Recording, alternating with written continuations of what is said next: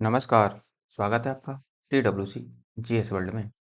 यदि आपने TWC GS world को सब्सक्राइब नहीं किया है, तो सब्सक्राइब TWC जीएस वर्ल्ड। आज हम अपनी इंडियन पॉलिटी और कॉन्स्टिट्यूशन के तहत भाग 14 और 14A को देखेंगे, जिसमें आपका संघ और राज्य की लोक सेवा आएंगी। आपकी लोक सेवा आयोग, जैसे आपने देखते हैं ना, ये यूपीएससी, और ये तो हो गया संघ का, अर्थात ये जैसे कह दें कि आप ये केंद्र का हो गया।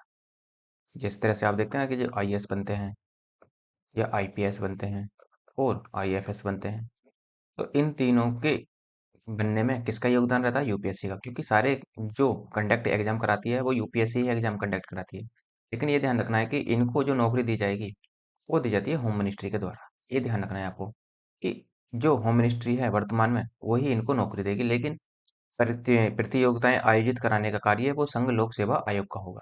उसके साथ साथ जैसे जिस प्रकार से पूरे देश के लिए एक संघ लोक सेवा आयोग होता है, उसी प्रकार अलग अलग राज्यों के लिए, भारत के राज्यों के लिए अलग अलग राज्य आयोगों का भी विधान किया गया है, जिसमें आप देखते हैं कि वहाँ पर पीसीएस वगैरह बनते हैं। पीसीएस का मतलब जैसे एसटीएम वगैरह, यहाँ पर राज्य लोक सेवा आयोग में एसटीएम वगैरह बनते हैं, और जबकि जो यूपीएससी आयोग एग्जाम कंडक्ट कराती है वो यहाँ पर इस तरीके से। और ऐसा नहीं है कि यूपीएससी केवल इन तीन ही एग्जाम को कंडक्ट कराती है, और भी एग्जाम बहुत सारे हैं जो यूपीएससी कंडक्ट उनको कराती है। और ये सब कुछ हम देखेंगे अपना लेक्चर नंबर 21 के तहत। तो शुरुआत करेंगे हम कि संघ और राज्य की अधीन जो सेवाएं हैं वो कौन कौन सी हैं, किस अनुच्छेद में इनका वर्णन किया गया है। तो स्टार्ट करते हैं अपना। देखो, वो कह रहा है कि जो संघ और राज्य के अधीन सेवाएं हैं वो 308 से लेकर 323 अनुच्छेद तक आपको देखने को मिलेगी।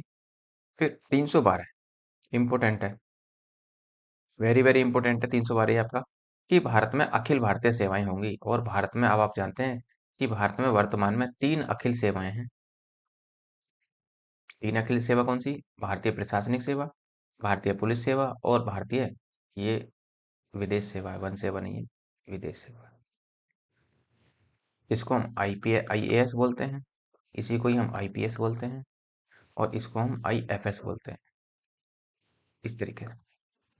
तो ये आप ध्यान रखेंगे कि 3 प्रकार की हैं, 3 सेवाएं आयोजित की जाती हैं वर्तमान में, और वो भी 300 अनुच्छेद 312 के तहत की जाती है। इसमें देखो क्या होता है कि जो राज्यसभा की शक्तियां होती हैं, क्योंकि दो ही सदन है, राज्यसभा, पीछे हम सब कुछ पढ़ सकें इनके बारे में, लोकसभा। तो जो राज्यसभा की जो शक्तियां होती हैं, इसकी जो शक्तियां हैं वो लोकसभा के मुकाबले ज्यादा हैं। वो यही कह रहा है कि राज्यसभा की शक्ति लोकसभा से अधिक होती है यहाँ पर, कि किसी भी, यदि हमें अखिल भारतीय सेवा का निर्माण करना है या फिर उसको हटाना है, वो सबसे ज्यादा पावर जो होगी, वो सबसे ज्यादा पावर राज्यसभा के पास ही होती है।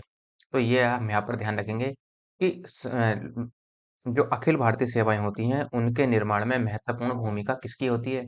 तो अखिल भारतीय सेवाओं के निर्माण में महत्वपूर्ण भूमिका राज्यसभा की होती है। होती तो देखो लोकसभा की भी है, लेकिन वो कहते हैं कि प्रायोरिटी किसे देंगे सबसे पहले, तो प्रायोरिटी दी जाएगी सबसे पहले राज्यसभा को। ये आप ध्यान रखना है पूरी तरीके से। तो अखिल भारतीय सेवाओं का जो वर्णन मिलता है वो हमें 300 अनुच्छेद 312 में देखने को मिलता है। जैसे 315 कहता है, अनुच्छेद 315 कहता है कि संघ लोक सेवा आयोग केंद्र के लिए और राज्य लोक सेवा आयोग राज्यों के लिए होगी। ये मैंने आपको बताया अभी कि संघ लोक सेवा आयोग जो होती है वो पूरे देश के लिए होती है या केंद्र के लिए होती है, और जो राज्य का लोक सेवा आयोग होता है वो जिस राज्य का लोक सेवा आयोग है उस राज्य में ही उसका विस्तार होगा, इससे बाहर नहीं होगा। जैसे मान लो आप यूपी में किसी एसडीएम के पद पर नियुक्त होते हो, तो ऐसा नहीं है कि आपका ट्रांसफर एमपी में कर दिया जाएगा, नहीं, ऐसा नहीं होगा बिल्कुल भी। क्यों? क्योंकि यदि आप इस राज्य के लोक सेवा आयोग से एसडीएम बने हैं तो उसी राज्य में ट्रांसफर होगा। मान लो आप लखनऊ में और आपको वाराणसी भेज दिया जाए या बुलंदशहर भेज दिया जाए, कहीं भी भेज दिया जाए आपको, लेकिन ये आप यहाँ पर जा सकते हैं।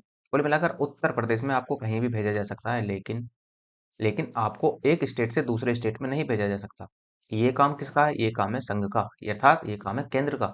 तो जो संघ का लोक सेवा आयोग होता है, जो एक आईएएस अधिकारी होता है, या फिर आप ये कह लो जो एक डीएम होता है, उसको भारत में कहीं भी भेजा जा सकता है। वो कैडर बट जाते हैं, कैडर ही शुरू में ही ले लिए जाते हैं, तो उनमें से आपको कहीं भी भेजा जा सकता है, और उसके बाद आपका ट्रांसफर भी कहीं भी किया जा सकता है समूचे भारत में। ये आप ध्यान रखेंगे।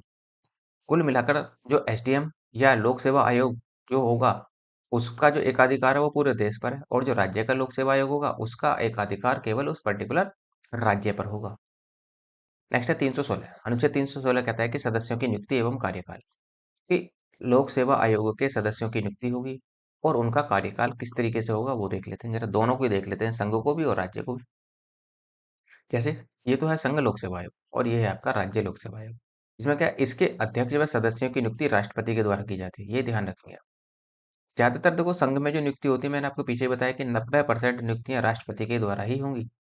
इसके अध्यक्ष, जबकि यदि हम राज्य लोक सेवा आयोग में देखें तो राज्य लोक सेवा आयोग में अध्यक्ष और सदस्यों की जो नियुक्ति होती है वो राज्यपाल के द्वारा होती है। अर्थात जिस राज्य के में इनकी नियुक्ति हो रही है, उनकी जो नियुक्ति करेंगे वो राज्यपाल, उस संबंधित राज्य के राज्यपाल के द्वारा ही इनकी नियुक्ति की जाएगी। अब संघ लोक सेवा आयोग में देखें तो संघ लोक सेवा आयोग में 9 से 10 सदस्य होते हैं जो राष्ट्रपति द्वारा निर्धारित किए जाते हैं। इसमें सदस्यों की संख्या निश्चित नहीं होती। राज्य लोक सेवा आयोग में सदस्यों की संख्या निश्चित नहीं होती, राज्यपाल के द्वारा निर्धारित किया जाता है।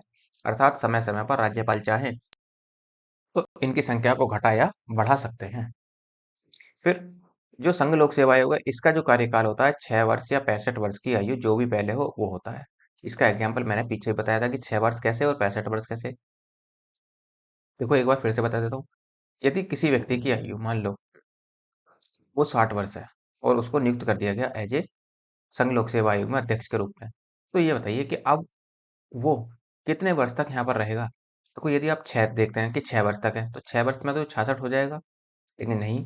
लेकिन इससे पहले क्या हो जाएगी, 6 वर्ष से पहले ही उसकी उम्र कितनी हो जाएगी, 65 वर्ष हो जाएगी। तो इस वजह से क्या होगा, अब वो 65 वर्ष की आयु में रिटायर हो जाएगा। लेकिन यदि किसी की व्यक्ति की आयु 55 वर्ष हो, यदि किसी व्यक्ति की आयु 55 वर्ष है तो क्या होगा, अब उनको यदि वो 65 को देखें कि 65 वर्ष की आयु में रिटायर होगा तो 65 वर्ष की आयु में रिटायर नहीं होगा, क्योंकि वहां पर उसे 10 साल हो जाएंगे। लेकिन इससे पहले 65 वर्ष का होने से पहले उसके 6 वर्ष पूरे हो जाएंगे। तो इस वजह से अब वो यहाँ पर है।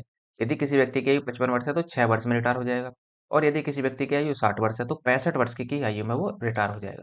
तो इस तरीके से दोनों पॉइंटों को देखा जाता है कि 6 वर्ष या तो उसके 6 वर्ष पूरे हो जाए या फिर उसके 65 वर्ष पूरे हो जाएं। अब जरा राज्य लोक सेवा आयोग में देखो तो अध्यक्ष का जो कार्यकाल होता है वो 6 वर्ष का यहाँ भी, लेकिन उम्र जो होती है यहाँ पर 62 वर्ष की होती है। तो यहाँ पर 65 वर्ष है, यहाँ पर 62 वर्ष, लेकिन छह छह दोनों में ही है, ये ध्यान रखना है।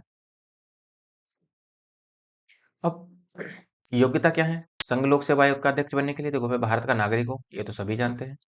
65 वर्ष से आयु ज्यादा नहीं होनी चाहिए, अर्थात आयु कम ही होनी चाहिए 65 वर्ष से, और न्यूनतम 10 वर्ष से केंद्र सरकार के अधीन कार्यरत हो, ये भी ध्यान रखना है।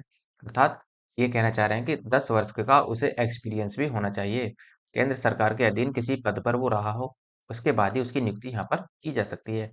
और यदि राज्य लोक सेवा आयोग को देखें तो राज्य लोक सेवा आयोग की जो योग्यताएं होती है वो भी, वह भारत का नागरिक हो, ये भी है। वह 62 वर्ष से अधिक उम्र का नहीं होना चाहिए, ये कह लो कि 62 वर्ष से वो कम उम्र का ही होना चाहिए। वह न्यूनतम 10 वर्ष से राज्य सरकार के अधीन कार्यरत हो, ये भी ध्यान रखना है।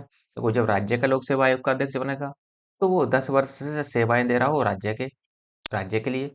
और यदि कोई संघ लोक सेवा आयोग का अध्यक्ष बनेगा तो वो केंद्र सरकार के अधीन 10 वर्ष से सेवाएं दे रहा हो तो वो बन सकता है। अब संघ लोक सेवा आयोग की बात करें तो ये त्याग पत्र किसे देते हैं, तो ये अपना त्याग पत्र राष्ट्रपति को ही देते हैं। इनकी नियुक्ति कौन करता है, राष्ट्रपति। त्याग पत्र किसे देते हैं, राष्ट्रपति को। ऐसे ही यदि हम राज्य लोक सेवा आयोग की बात करें तो ये अपना त्यागपत्र जो देते हैं राज्यपाल को देते हैं, क्योंकि नियुक्ति किसने की थी इनकी, राज्यपाल ने। तो ये अपना त्यागपत्र भी किसे देंगे, राज्यपाल को ही अपना त्यागपत्र देंगे। नेक्स्ट है आपका अनुच्छेद 317। 317 कहता है कि संघ लोक सेवा आयोग और राज्य लोक सेवा आयोग के अध्यक्षों का निलंबन कि इस पद से कि उन्हें किस प्रकार से हटाया जा सकता है, कि यदि उनका कार्यकाल पूरा नहीं हुआ तो उन्हें यदि हटाना हो तो उसका जो प्रावधान किया गया है वो अनुच्छेद 317 में प्रावधान किया गया है। अर्थात संघ लोक सेवा आयोग के अध्यक्ष को संसद के दोनों सदनों में 2/3 बहुमत से पारित करके यदि वो चाहें तो उसे वहां से हटा सकते हैं। अर्थात वो लोकसभा से भी और वो राज्यसभा से भी, दोनों सदनों से यदि यहाँ के सदस्य 2/3 सदस्य बहुमत से पारित कर देते हैं और यहाँ के भी सदस्य 2/3 बहुमत से पारित कर देते हैं, तो राज्य तो जो होगा, जो संघ लोक सेवा आयोग का अध्यक्ष होगा उसको उसके पद से हटा दिया जाएगा। 2/3 का मतलब यह है कि ऐसे समझ लो कि वहां पर उस दिन लोकसभा में उपस्थित संख्या ही कितनी थी, 300 थी। ये मान लो 300 का जब आप 2/3 निकालोगे तो कितना आएगा, 200। तो यदि लोकसभा में से 200 ने पारित कर दिया और यहाँ पर ऐसा मान लो कि यहाँ पर 150 थी राज्यसभा में, तो राज्यसभा का 2/3 निकाल लो। तो ये मान लो कि ये बन गया, ये हो गया 100। तो यदि इन 100 और यहाँ 200, इन दोनों ने मिलकर पारित कर दिया, तो यदि ये कह लो कि 300 में से तो 200 ने साइन कर दिए और इधर 150 में से 100 ने साइन कर दिए, तो इसको इसके पद से हटा दिया जाएगा, अर्थात अध्यक्ष को अपना इस्तीफा देना पड़ेगा। नेक्स्ट है अनुच्छेद 318। नियुक्ति के पश्चात संघ लोक सेवा आयोग और राज्य लोक सेवा आयोग के अध्यक्ष व सदस्यों के वेतन भत्तों में कोई कमी नहीं की जा सकती। ये तो सभी के लिए कहानी है। हमने राष्ट्रपति पढ़ा, उसके लिए भी यही कहानी थी। हमने प्रेसिडेंट पढ़ा, उसके लिए भी यही कहानी थी। और पीएम थे, उनके लिए भी यही कहानी थी। तो सभी के लिए यही कहानी होती है कि यदि किसी व्यक्ति की नियुक्ति हो जाती है, तो उसकी नियुक्ति होने के बाद में उसके वेतन भत्तों में कोई कटौती नहीं की जाएगी। नेक्स्ट है आपका 320। 320 कहता है कि संघ लोक सेवा आयोग और राज्य लोक सेवा आयोग का कर्तव्य है कि वे प्रति वर्ष प्रतियोगिता आयोजित कराएं। ये आप देखते ही हैं। देखो, एक कंडीशन बन जाती है कि जैसे कोरोना हुआ था, कोरोना काल में परीक्षाएं आयोजित नहीं की गई, लेकिन ये रेयर ऑफ रेयरेस्ट केसेस होते हैं। जबकि जो संघ लोक सेवा आयोग होता है वो अपना कैलेंडर पहले ही जारी कर देता है। उसी प्रकार जो लोक सेवा आयोग होता है वो भी अपना कैलेंडर पहले ही जारी कर देता है कि हम कौन कौन से परीक्षाएं आयोजित कराएंगे और कब कब निर्धारित तिथि पर कराएंगे। तो लगभग आप ये कह लो कि 99% परीक्षाएं वो अपने समय पर ही आयोजित करा लेते हैं। 1% में कहीं कुछ गड़बड़ हो जाती है तो बात तो अलग रही वो। तो यहाँ पर है कि इसका मतलब क्या है, प्रावधान किया गया है संविधान में बराबर तरीके से कि आपको हर साल योग्य जो होंगी प्रतियोगिताएं राज्य लोक सेवा आयोग की और संघ लोक सेवा आयोग की प्रति वर्ष आयोजित करवाई जाएंगी। ये आपका अनुच्छेद 320 कहता है। अनुच्छेद 323 है, संघ लोक सेवा आयोग के अध्यक्ष का कर्तव्य है कि वह राष्ट्रपति के समक्ष परीक्षाओं को प्रस्तुत करे। अर्थात कहने का मतलब यह है कि जो संघ लोक सेवा आयोग ने परीक्षाएं आयोजित करवाई हैं, तो जो भी वहां पर सफल कैंडिडेट हुए हैं, उन सफल कैंडिडेटों को लिस्ट वो राष्ट्रपति के समक्ष रखे। ये एक अध्यक्ष का कर्तव्य होगा और उसके बाद में वो लिस्ट चली जाती है होम मिनिस्ट्री के पास, और जो होम मिनिस्ट्री निर्धारित करती है उसी के अनुसार वहां पर सबको जॉब वितरित की जाती है, लेकिन सबको नहीं, केवल जो जो जिनका लिस्ट में नाम है, केवल उनको। अर्थात जिन्होंने एग्जाम पास किया है। देखो, लिस्ट में नाम किसका होगा, लिस्ट में नाम उसी का होगा जिसने एग्जाम पास किया होगा। अब आप जानते हैं कि कितने चरण होते हैं। जैसे देखो, पहले प्री होगा, फिर मेंस होगा और फिर इंटरव्यू होगा। तो 3 प्रक्रियाएं होती हैं इंटरव्यू के बाद में। उसके बाद में 3 चरणों से गुजरना होता है। उसके बाद में जब जाकर कहीं यदि लिस्ट में नंबर आता है तो फिर ट्रेनिंग का नंबर आ जाता है आप लोगों का। ये आपके यहाँ पर आयोजित करवाई जाती हैं और इस प्रकार से जो हमारा भाग 14 है और 14A है, ये यहाँ पर आपका समाप्त हो जाता है। इतना ही पढ़ना है आपको, इससे ज़्यादा नहीं पढ़ना। और यदि आपको लगता है लेक्चर अच्छा है और रिवीजन के लिए इसकी पीडीएफ होनी चाहिए, तो डिस्क्रिप्शन में टेलीग्राम और व्हाट्सएप दोनों का लिंक दिया हुआ है। दोनों में से कोई भी एक ज्वाइन कर लेना, तो वहाँ पर आपको टाइम टू टाइम पीडीएफ मिलती रहती है। इसके साथ साथ यदि आपको पॉलिटी की कंप्लीट पीडीएफ चाहिए, तो वो भी आपको उपलब्ध करा दी जाएगी। आप उसे मेल के माध्यम से बता दीजिए ना, तो मेल का लिंक भी आपको डिस्क्रिप्शन में नीचे मिल जाएगा। और यदि आपको लगता है लेक्चर अच्छा है तो लाइक कीजिए, शेयर कीजिए, सब्सक्राइब करना ना भूलें। धन्यवाद।